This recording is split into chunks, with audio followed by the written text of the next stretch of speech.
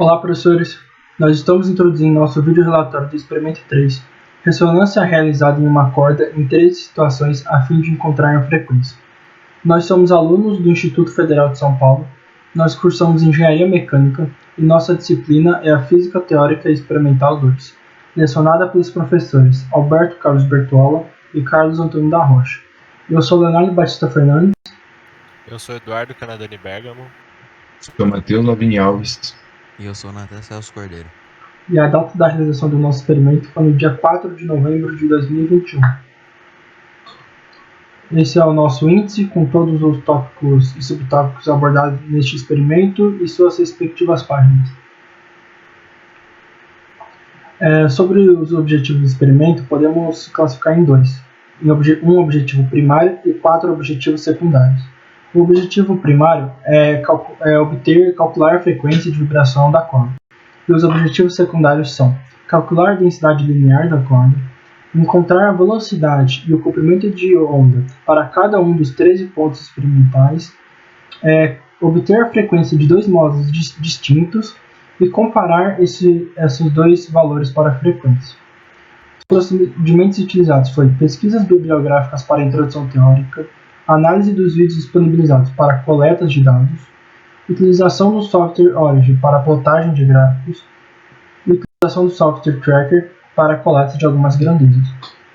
Os resultados encontrados foram: para a densidade linear, 0,00162 com uma incerteza de 0,00005 kg por metro. Para a frequência 1, que utilizamos sem barra de erro incluída no gráfico, 55,3 com uma incerteza de 0,7 Hz. E a frequência 2, com barra de erro incluída em cada ponto experimental do gráfico, 56,9 com uma incerteza de 0,3 Hz. Essa introdução teórica do nosso trabalho, eu vou começar falando sobre a ressonância. A ressonância ela é um fenômeno físico que ocorre quando uma força é aplicada sobre um sistema com frequência igual ou muito próxima da frequência fundamental desse sistema. Sempre que um corpo é capaz de oscilar, sofrer uma série periódica de impulsos, esse fenômeno é chamado de ressonância. Diz que o corpo entra em ressonância com os impulsos aplicados. A ressonância, ao gerar as vibrações, as mesmas se estiverem ligadas a algum sistema, pode gerar um deslocamento, criando assim uma variação no movimento da massa presente no sistema, representado na figura 1. A ondulatória é a parte da física que estuda os fenômenos relativos às ondas. Na ondulatória, as ondas são resultado de várias perturbações que oscilam, chamadas de pulso, que se propagam em um determinado espaço. E elas são formadas através de um estímulo, e esse estímulo é chamado de fonte, que serão responsáveis pela origem das ondas. Existem 2 tipos de onda. As ondas estacionárias são ondas que permanecem estáticas, que é o resultado da interferência de 2 ondas senoidais iguais, que se propagam em sentidos opostos. E as ondas senoidais, que são ondas que se movem com a perturbação, que podem variar de acordo com o tempo e a distância. Elementos na ondulatória. O comprimento da onda é o tamanho medido por uma onda. Podemos considerar que é o tamanho da distância percorrida entre as 2 cristas, que essa equação ela é simbolizada pela letra grega lambda, que pode ser representado em cima da linha vermelha, na figura 2, que liga as 2 cristas. Amplitude, que é a altura atingida por uma onda, ou seja, a distância entre a parte mais alta da crista ou a mais baixa, até ali o seu ponto intermediário, nomeado de nível de equilíbrio, na figura 2. A velocidade, que é a velocidade que a onda se propaga. A frequência e o período. O período é o tempo de um ciclo completo de oscilação de uma onda. E a frequência é o período dividido por uma unidade de tempo. Exemplo, por 1 segundo, que é expressa em Hz. Natureza das ondas. Existem várias naturezas das ondas, só que aqui eu vou citar 3. As ondas mecânicas, que são ondas que se propagam em meio a materiais e são governadas pelas leis de Newton. Alguns exemplos são as ondas oceânicas, que são perturbações que se propagam através da água. Ondas eletromagnéticas são ondas que se propagam no vácuo com a mesma velocidade e são resultantes da combinação entre o campo elétrico e o campo magnético. Exemplo, a luz, ondas de rádio e raio-x. E ondas de matéria, que são ondas utilizadas em laboratório, que estão associadas a elétrons, prótons e outras partículas elementares, além de átomos e moléculas. Sobre a lei de Newton, eu vou uma palhinha nas segundas, porque nós utilizamos as fórmulas delas para a via de cálculo. A segunda lei de Newton, também conhecida como princípio fundamental da dinâmica, estabelece que a aceleração adquirida por um corpo é diretamente proporcional à resultante das forças que agem sobre ele, que gera a fórmula que força é igual a massa vezes a aceleração, e também que peso é igual a massa vezes a aceleração da gravidade. Próximo slide, pode passar. Só para a via de conhecimento, eu vou dar uma palhinha sobre as características das ondas. Direção de propagação. Existem três direções. As ondas unidimensionais, que são ondas que propagam-se em uma mesma direção. Por exemplo, as ondas em cordas, representado na figura 4. As ondas bidimensionais são ondas que propagam sobre o mesmo plano. Quando duas ondas sinusoidais que dividem-se em duas partes. Vibram em sentidos contrários e se cruzam centro. Isso ocorre, por exemplo, na superfície de um lago, que é representado na figura 5. E ondas tridimensionais, que são ondas que se propagam em todas as direções, como podemos citar as ondas sonoras na atmosfera ou em metais, representado na figura 6. Direção de vibração. Existem duas direções. As ondas transversais, que são ondas em que as vibrações possuem um ângulo de 90 graus e é perpendicular em relação à direção da propagação das ondas. Esse é um exemplo das ondas utilizadas em cordas ou em eletromagnetismo. E as ondas longitudinais, que são ondas em que as vibrações ocorrem na mesma direção do movimento. E esse é o exemplo das ondas sonoras. As duas são representadas pela figura 7 e 8, respectivamente. Pode passar. Falando um pouco sobre as equações utilizadas no trabalho. As equações 1, 2 e 3 estão relacionadas com a densidade linear da corda. A equação 1 nós utilizamos para calcular a densidade linear para cada ponto, que no caso foram 5 pontos experimentais. A equação 2 nós utilizamos para calcular a densidade linear média. E a equação 3 utilizamos para calcular o desvio padrão dessa densidade linear, que no caso é a incerteza dessa densidade. Na equação 4, no trabalho, como veremos mais para frente, o módulo da força-peso é igual ao módulo da força de tração. Portanto, podemos calcular a força de tração, nesse caso, como produto da massa pela gravidade, em que a aceleração em G é a aceleração da gravidade, que é exatos 9,786 metros por segundo quadrado. E a equação 5 é a incerteza dessa força, que é 2% da força de tração total. Na direita, temos as grandezas e suas respectivas unidades trabalhadas no experimento. Nas equações 6 e 7, temos as equações, respectivamente, para calcular a velocidade e a incerteza da velocidade. Nas equações 8 e 9, para o cálculo do comprimento de onda, em que na equação 9, a incerteza desse comprimento é 3% do comprimento total para cada ponto.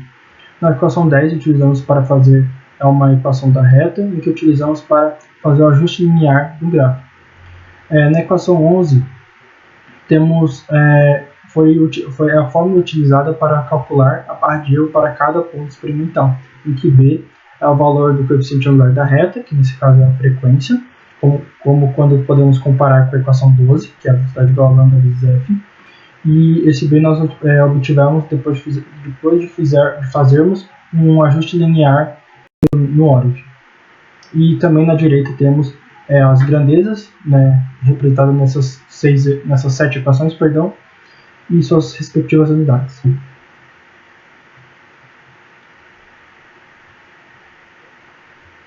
Esses foram os materiais utilizados no trabalho. Na figura 9, a balança analítica, com incerteza de 2%. Corda de comprimento L, que depois a gente vai falar qual que é o comprimento, representado na figura 10. Na figura 11, a régua graduada em milímetro, com incerteza de 0,5 milímetros. Vai passar. Os programas para auxiliar na confecção de gráficos e coleta de dados, que é o Origin, representado na figura 12, e o Tracker, representado na figura 13. Um sistema de polias, representado na figura 14. Objetos como a massa M, variando de 500 gramas até 5 quilos, com a incerteza de 2%, representado na figura 15. Pode passar. Uma barra de 1 metro para a calibração de software, com uma incerteza de 3%. Um vibrador, representado na figura 17. e uma fita para calibração medindo 14,70 centímetros, com uma certeza de 3%. Pode passar. Bom, a descrição do experimento pode ser dividida na forma de fluxograma, que apresenta cada etapa em sua ordem cronológica. Bom, primeiro nós temos o processo de divisão em 5 partes do comprimento daquela corda, todo de uma mesma corda. Em seguida temos o processo de medição da massa de cada um desses 5 fragmentos que foram divididos. Nós fizemos o cálculo da densidade linear para cada um dos 5 pedaços de corda, utilizando a equação de número 1. Calculamos a média dessas densidades lineares e as incertezas através das equações de 3.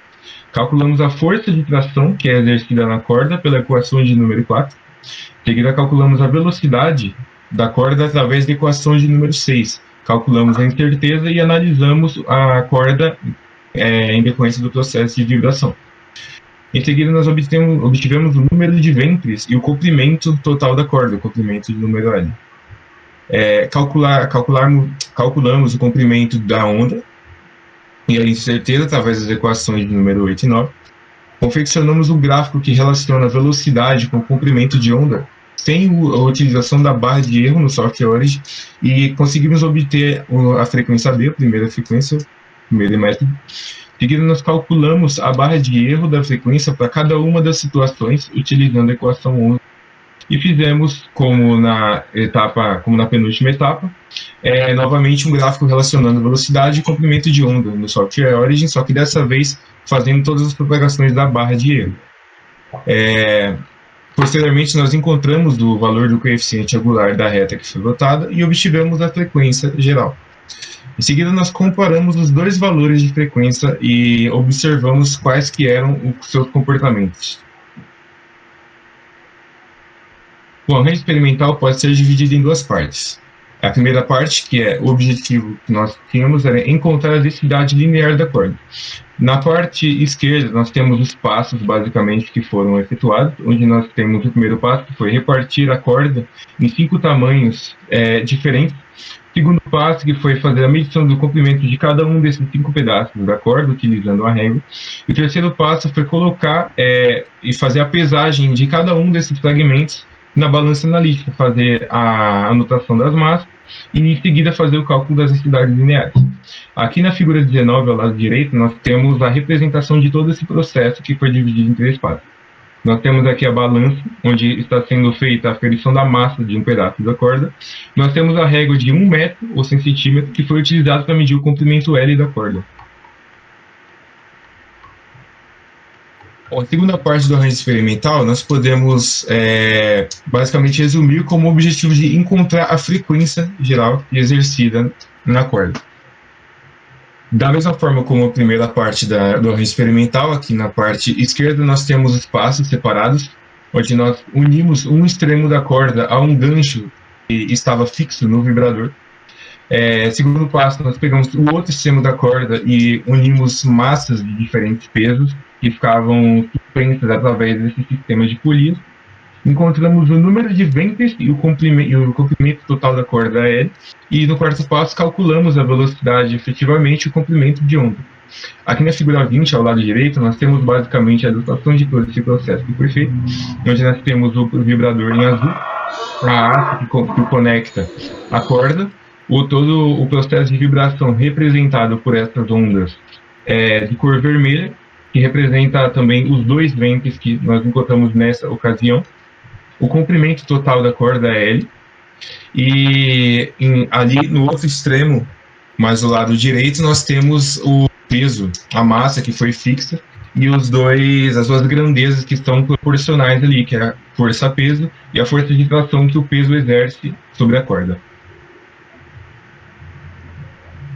Pode passar. Bom, agora falando um pouco sobre os resultados. A primeira parte dos resultados era o resultado sobre a densidade linear, sobre o valor que obtivemos, em que criamos uma tabela com os valores das massas e dos comprimentos obtidos experimentalmente e a densidade para cada ponto experimental obtido. Obtivemos 5 valores diferentes para a densidade. E com as equações, calculamos através da equação 1. Utilizando as equações 2 e 3, obtivemos o valor médio dessa densidade linear e a incerteza dela. obtivemos no final uma densidade com um valor de 0,00162 com uma incerteza de 0,00005 kg por metro. Bom, agora essa parte do resultado é sobre a obtenção da velocidade da corda, que era pela fórmula em que velocidade é igual a raiz sobre a força, raiz da força sobre a densidade linear, em que força, como dito anteriormente, nesse caso podemos calcular pelo produto da massa pela gravidade. E criamos essa tabela com as grandezas necessárias para a obtenção da velocidade, com os dados, acrescentando os dados do lado esquerdo. E como podemos ver nas colunas 4 e 5, temos todos os valores da velocidade para cada ponto e da incerteza da velocidade na última coluna. Nesse slide temos a obtenção, os resultados para o comprimento de onda, em que criamos também uma outra tabela, que nas colunas 3 e 4 eram os valores necessários para o cálculo desse comprimento de onda, que precisávamos do número de ventres N, e do comprimento de corda aérea em cada ocasião. E nas colunas 5 e 6 temos, respectivamente, o cálculo do comprimento de onda para cada um dos 13 pontos experimentais e na última coluna temos a incerteza desse comprimento de onda. Agora a última parte dos resultados que a gente obteve. São os dois valores de frequência que a gente obteve utilizando dois métodos diferentes. Aqui está apresentando o primeiro método, vocês estão vendo um gráfico que é o ajuste linear utilizado para obter essa frequência. Nesse primeiro método, no primeiro modo, não foi considerado para o ajuste as barras de erro de cada ponto experimental particular. Então, nós obtivemos assim uma frequência F1 que em Hz era de 55,3 mais ou menos 0,7. Esse foi o resultado do primeiro modo. E agora o segundo modo, que é um ajuste linear também com os mesmos pontos, só que dessa vez levando em consideração para fazer o ajuste as barras de erro particulares de cada ponto. Vocês podem observar que no gráfico cada um dos pontos tem uma barra de erro vertical. E o resultado para a segunda frequência é de 56,9 mais ou menos 0,3 Hz. Então, para discutir esses dois resultados que a gente obteve através de dois modos diferentes de fazer o ajuste, dá para tirar uma conclusão bem clara. E para facilitar isso, nós fizemos essa representação gráfica, onde há dois segmentos de reta, onde os pontos centrais são, respectivamente, a frequência obtida pelo primeiro método e pelo segundo método. Os extremos à esquerda são as frequências menos 3 sigma, ou seja, menos 3 vezes o desvio padrão, e os extremos à direita, mais 3 sigma. Como pode observar nesse gráfico que nós fizemos, o intervalo de valores para o segundo resultado é muito menor que para o primeiro. Isso indica que o primeiro método é menos preciso, justamente porque o resultado engloba mais valores. Então, consequentemente, nós concluímos que o segundo método, utilizando o ajuste que leva em consideração as barras de erro vertical, é consideravelmente mais preciso. Bom, na última parte do nosso vídeo relatório, nós reunimos as principais fontes de erro e algumas sugestões de comentários. Primeiramente, nas fontes de erro, nós temos que a posição da fita métrica e da corda elas não estavam no mesmo plano, ou seja, isso dificultava de certa forma. A barra de 1 metro de comprimento e a corda também, como a primeira fonte de erro, não estavam de acordo com o mesmo plano, não estavam no plano vertical. E a barra acompanhava a cadeira, de acordo com a movimentação da cadeira, o que de certa forma atrapalhava. Bom, algumas sugestões que nós temos é de que a fita métrica poderia ter uma proximidade maior da corda, uma estimativa mais precisa do comprimento de L da corda. Se a fita métrica estivesse mais próxima da corda, nós poderíamos medir esse comprimento L com mais propriedade. Outra sugestão é deixar a barra de 1 metro fixa na mesa ao invés de fixa à cadeira. Assim, quando a cadeira fizesse todo o processo de movimentação, a barra não se movimentaria. E um comentário que nós temos é que o experimento foi bem elaborado. Bom, essas são as referências que nós utilizamos para a confecção desse vídeo relatório. E muito obrigado pela atenção de todos. Muito obrigado.